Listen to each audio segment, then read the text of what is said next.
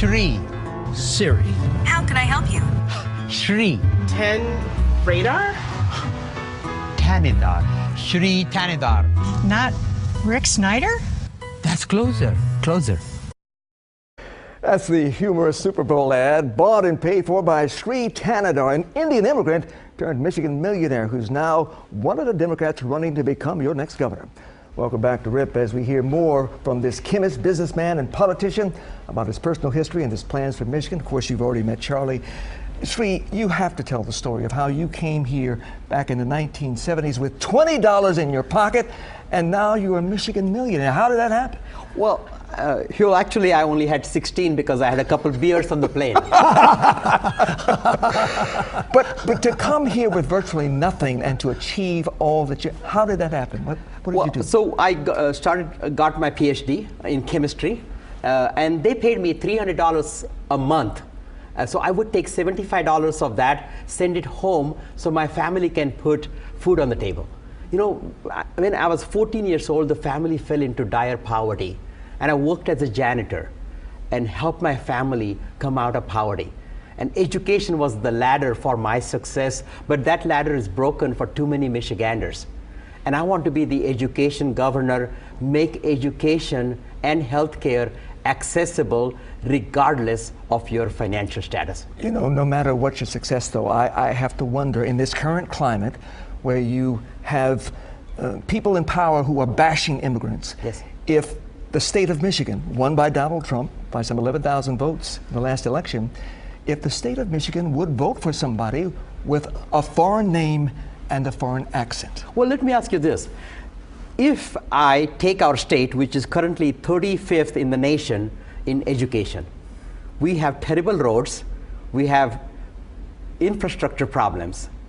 After I get elected, within a year or two, I'm at State of the State giving an address, and I say, we have brought our state of Michigan in the top 10. Would it matter in what accent I say that? No, but why would you want to be governor? You've never run for any political office ever, and it's the first time. It's a big thing, isn't it? Yeah, look, I came to Michigan in 1982 to work at the University of Michigan. And those days, all of my worldly possessions fit nicely into the $200 car that I'd bought. It was an Impala. So when I put my stuff in the trunk, I still have so much room left over. And look at that. Look at that, a person that started at that level. Look at the country. What a great country we live in. We have a relationship with immigrants. We're a nation of immigrants. And look at the freedom and look at the opportunities that this country is known for. Can I ask, what did the government do? Because you advocate a lot of government positions, yes, healthcare, that type of thing. But what did the government do specifically for you to help you succeed? Well, a lot of the education, my bachelor's degree, my master's degree, I was able to get education. I could not have afforded education, and I was able to come out of college without a debt. And a lot of the kids today come out of college with so much debt. And I think we have to make education accessible. It should not be a privilege. We should make four-year college affordable regardless of your financial status. You're also making history, too, in calling for the legalization of marijuana, yes, in Michigan and across the country, and for releasing prisoners who've been convicted of marijuana crimes, prisoners who are not violent. Well, look, of the $56 billion budget that we have for state of Michigan, we have about 8 to 10 billion discretionary funds. And of that, 25% of that, almost $2.5 billion on spend on our prison system. And we need a prison reform. We're locking up people that have opioid addiction. We're locking up people for small possession of marijuana. What I want to do as a governor is I want to expulge the record for small possession charges. I want to release and pardon the people, and I want to give them skill set so that the returning citizens can learn some trade skills, learn some important technical education so they can return to society and become a productive member of our society. How many people, though, are in prison just on those minor charges for which you would give a pardon? There could be about 10%.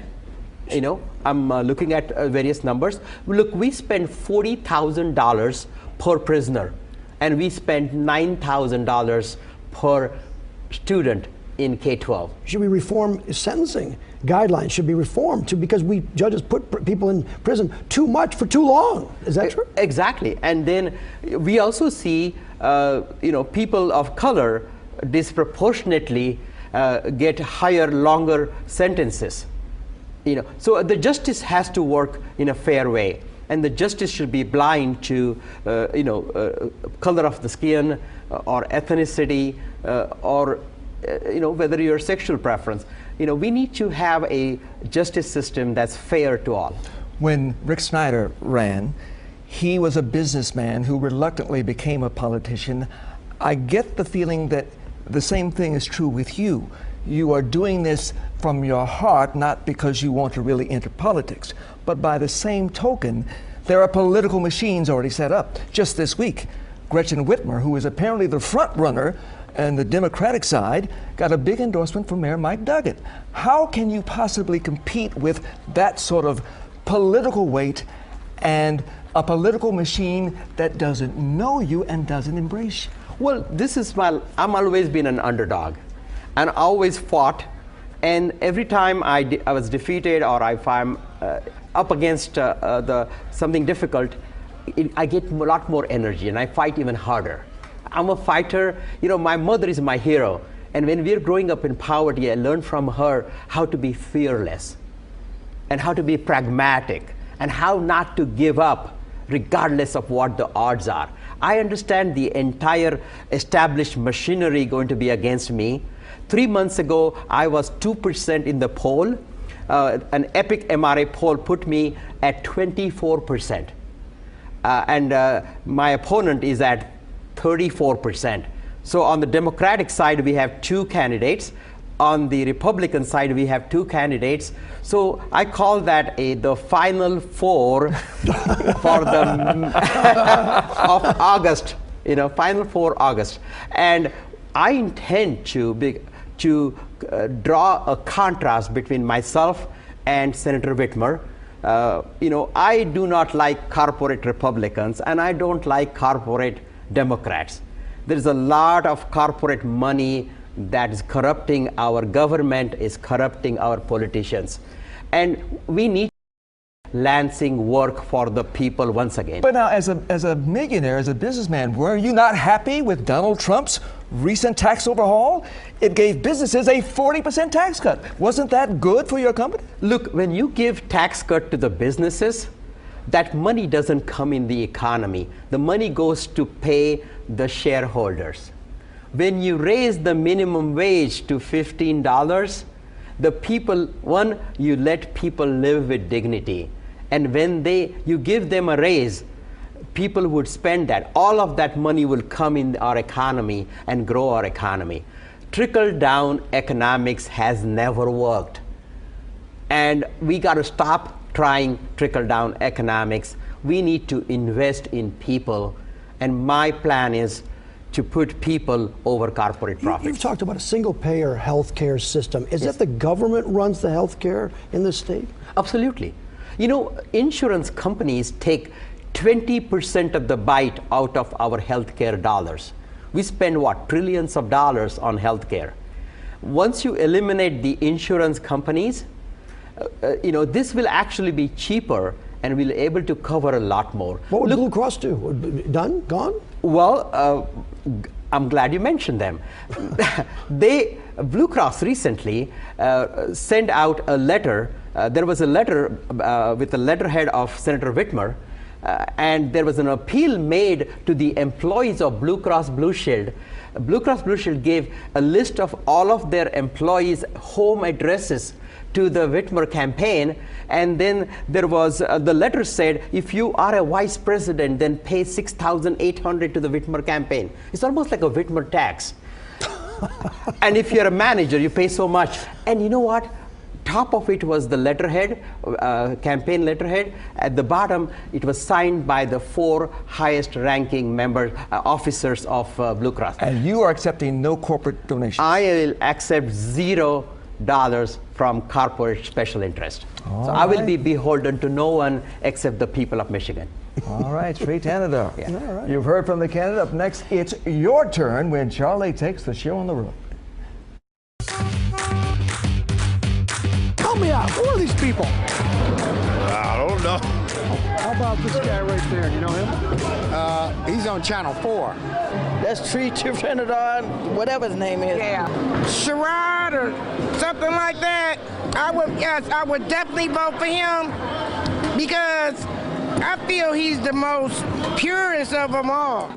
Shri, apparently your Super Bowl ad has worked. People may not know how to pronounce your name, but they do know that they appreciate what you're saying in public. And this is your campaign side, right? Exactly. Sign? This is my campaign sign. And let me show you the back side of the rally sign. Okay. No BS. And I suppose that's Schuette and that's Donald Trump. That's Bill Schuette, and this is the 45. And now, by the way, we're inviting Bill Schuette, Brian Calley, Patrick Colback, everybody to come on Let It Rip. So we're not endorsing Shri Thanedar. We're just giving you an idea of what he stands for and who he is. And it is different. It is different to see a millionaire back programs that really help support those who don't make that much money. Yeah, but you know, there were times when I didn't know where my next meal is going to come from. And I'm the only gubernatorial candidate that knows what it feels like going to bed hungry. And today, you know, 22% of Michiganders live below poverty line. 40% of African American children live below poverty line. And as a governor, I want to make sure that no child goes hungry in Michigan. And I want to cover and I want to make Medicare for all, if not at the federal level, we'll do it at the state level. And I'll start that with covering the children first. So anybody under 18, I would cover them. An ambitious agenda. Shri Thanedar, thank you for being here. Good to meet welcome. you. Thank- Hope it will be the Thank you. first Good of luck. Good many luck. appearances. Thank you. All right. And thank you for watching this edition of Let It Rip.